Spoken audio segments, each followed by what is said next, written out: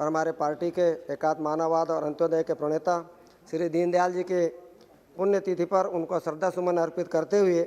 माननीय हमारे देश के यशस्वी प्रधानमंत्री आदरणीय मोदी जी का धन्यवाद करता हूं कि जिनके कारण से, जिनकी प्रेरणा से कोरोना की इस महामारी के कार्यकाल में भी हमारे यशस्वी वित्त मंत्री श्रीमती निर्मला सीतारमण जी और अनुराग जी द्वारा यह जो बजट पेश किया गया है, कोरोना के ऐसे कार्यकाल में जब सारे लोगों को लगता था कि पता नहीं कितना बजट में बढ़ेगा, महंगाई आएगी, टैक्स लगेगा, पर उन सारी बातों को निर्मूल करते हुए ऐसा संतुलित बजट पेश किया है कि जिसकी जितनी तारीफ की जाए वो कम है, क्योंकि यह विकासशील बजट है, अर्थव्यवस्था को मजबूत करने वाला बजट होगा और जिसके कारण से एक आत्मनिर्भर भारत बनाने की दिशा में यह जो बजट बनाने का काम किया है, निश्चित रूप से हमारे वित्त मंत्री जी सहित सभी हमारे प्रधानमंत्री जी धन्यवाद के पात्र हैं। निश्चित रूप से सभापति महोदया, यह बजट बिल्कुल उसी तरह से कि जैसे एक नट एक रस्सी के ऊपर चलता है और कर्तव्य दिखाते हुए अपने आप को संभालते हुए पूरा कर्तव्य दिखाता है, इसी तरह से कोरोना के इस कार्यकाल में हमारे वित्त मंत्री जी ने जो बजट पेश किया, बिना कोई महंगाई बढ़ाए, बिना कोई 1 रुपये का टैक्स लगाए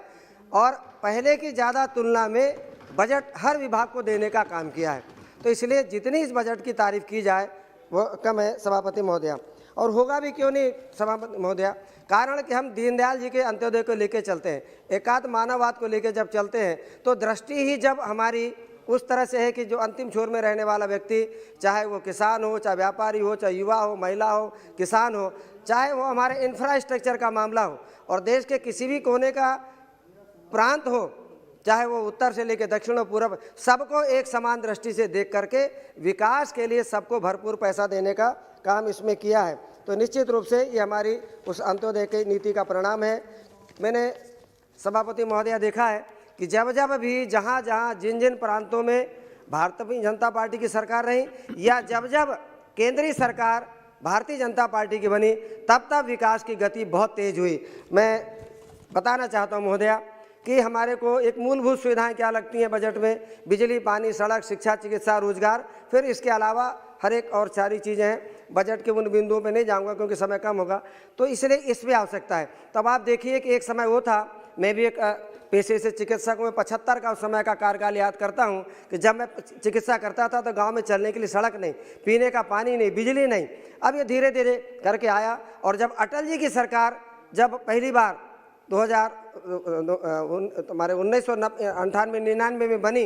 तो उस समय पर पहली बार प्रधानमंत्री सड़क के रूप में गांव-गांव तक 500 की आबादी तक उन सड़कों को पहुंचाने का काम किया गया। और उसके बाद जैसे ही 2004 में अटल जी की सरकार चली गई तो फिर से सड़कों का काम बंद हो गया, गति धीमी कर दी गई। फिर हमारे कुछ दक्षिण के मित्रों के दबाव के कारण से, कुछ हमारे सांसदों के दबाव का थोड़ी सी गति बढ़ी, पर 2014 आते तक भी प्रधानमंत्री सड़क में बनने का काम बहुत धीमा था। उसके बाद महोदया देखिए कि जैसे ही आदरणीय मोदी जी की सरकार आई, पुनः इस तेजी के साथ में प्रधानमंत्री सड़क बनने का काम प्रारंभ हुआ और अब लगभग 500 की आबादी के उन सारे गांव तक सड़कें बना दी। अब इतना ही नहीं महोदया, अब आप देखिए कि जो सड़कें पहले उस समय के हिसाब से बनी थी, जो केवल 3.25 मीटर की सड़क होती थी, आज 20-20, 30-30 किलोमीटर की सड़कें 5.5 मीटर चौड़ी और 9 मीटर पूरी चौड़ाई की पुनः नई सड़कें बन रही, क्योंकि यातायात का दबाव बढ़ गया। ये किसके कार्यकाल में संभव हो पाया? ये केवल मोदी जी के कार्यकाल में संभव हुआ। और उसके पीछे भी मूल कारण दिखता है सभापति महोदया कि हमारे इस 6-6.5 साल के कार्यकाल में एक भी भ्रष्टाचार की बू कहीं नजर नहीं आई, कहीं एक भ्रष्टाचार कहीं नहीं हुआ, और इसलिए सारा पैसा बचा। और ये जब पैसा बचा तो निश्चित रूप से हमारे विकास के काम में आया, और यही कारण है कि आज 1 लाख करोड़ के से ऊपर का बजट केवल सड़कों के लिए दिया जा रहा है। सभापति महोदया, मैं इसमें अपने क्षेत्र की मांग के साथ जोड़ते हुए अपनी बातें कहूँगा कि जब ये सड़कें बजट के लिए इतना पैसा दिया है, नॉर्थ साउथ कॉरिडोर बन रहे हैं, अनेक कॉरिडोर बन रहे हैं, तो मेरे यहाँ भी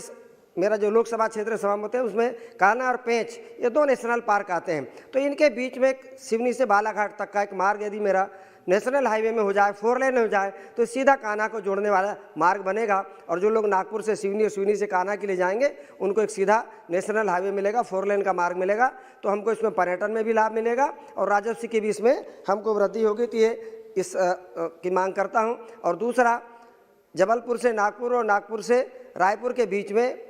भंडारा में गन गैरेज फैक्ट्री और जबलपुर में है। तो जबलपुर और भंडारा के बीच में सिवनी तक तो नेशनल हाईवे है, पर सिवनी से यदि भंडारा के लिए नेशनल हाईवे यदि बना दिया जाता है तो सीधा गन गैरेज फैक्ट्री जबलपुर से भंडारा को जुड़ जाएगी और एक अतिरिक्त मार्ग आपदा के अवसर पर हमारे लिए एक प्राप्त हो जाएगा और इससे हमारी दूरी भी लगभग 100 किलोमीटर की बचेगी। तो इस तरह से ये सड़कों पे मैं चाहता था कि ये दो चीज़ें हैं कि इसमें माननीय मंत्री जी हमारा इसका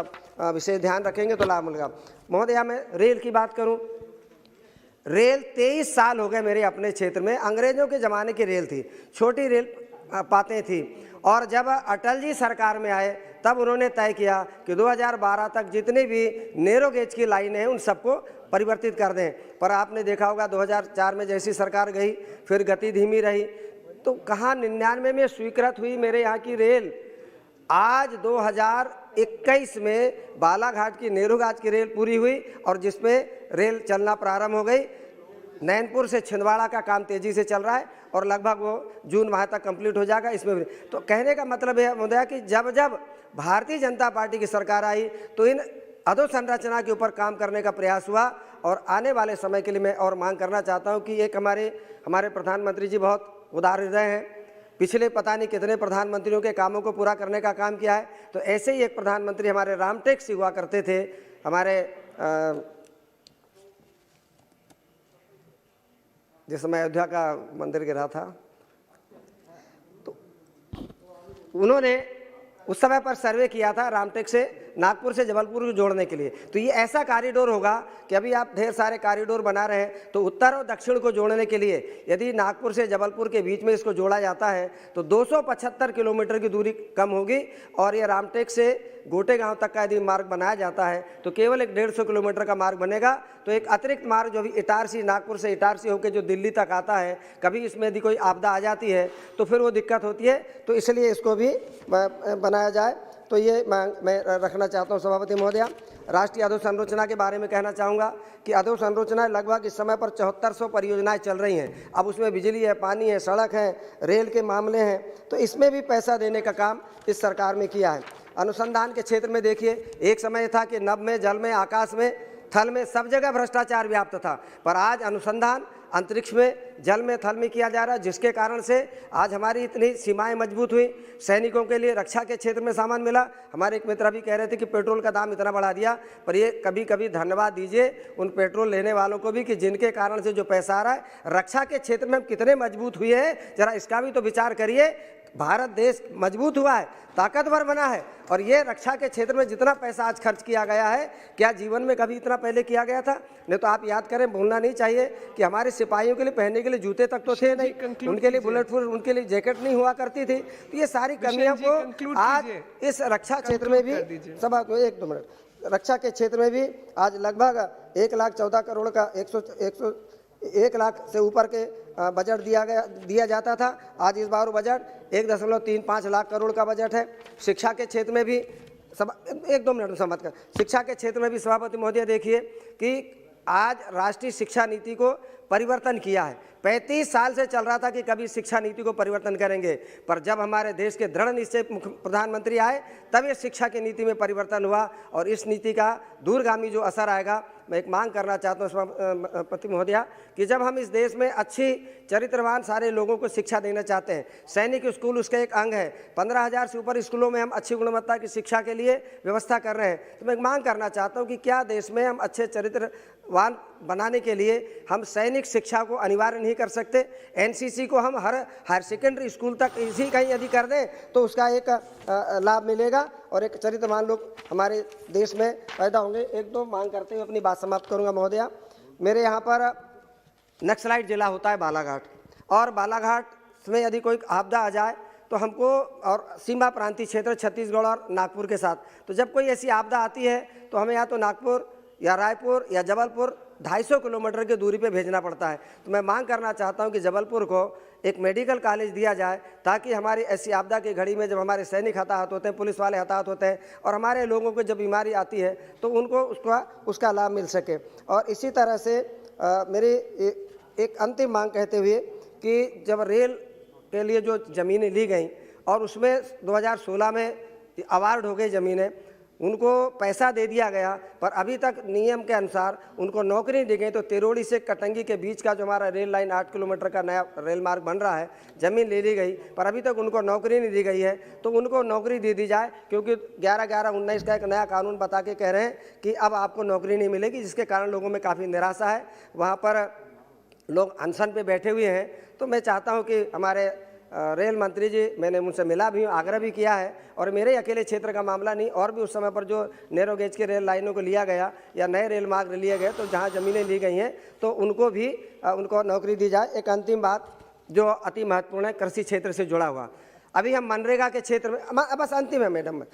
मनरेगा में मैं कहना चाहता हूँ कि जिस समय आपदा की घड़ी में हमने मनरेगा में इतना लाभ काम के लिए लोगों को दिया, कृषि के क्षेत्र में हमको मजदूर प्राप्त नहीं होते, और कृषि के क्षेत्र में कम समय के लिए जब उनको लगता है कि मनरेगा में अच्छी मजदूरी मिलती है तो किसानी के खेत में काम नहीं है। तो मेरा इसमें एक सुझाव है सरकार के लिए कि यदि हम मनरेगा के मजदूरों को कृषि के क्षेत्र के साथ जोड़ दें, आधा पैसा किसान दे देगा, आधा पंचायत राज के अंतर्गत पैसा मिल जाए, तो उसके कारण से किसान को मजदूर भी मिल जाएगा, सरकार का भी पैसा बच जाएगा, और मजदूर को जहाँ 100 डेज हम वर्क देते हैं, हम शायद 360 दिन में उसको काम दे सकते हैं। आपने मुझे बोलने का मौका दिया, इतने अच्छा बजट आया, मैं पुनः इसको माननीय प्रधानमंत्री जी का और हमारे वित्त मंत्री जी का आभार व्यक्त करते हुए अपनी बात समाप्त करता हूँ। अब एक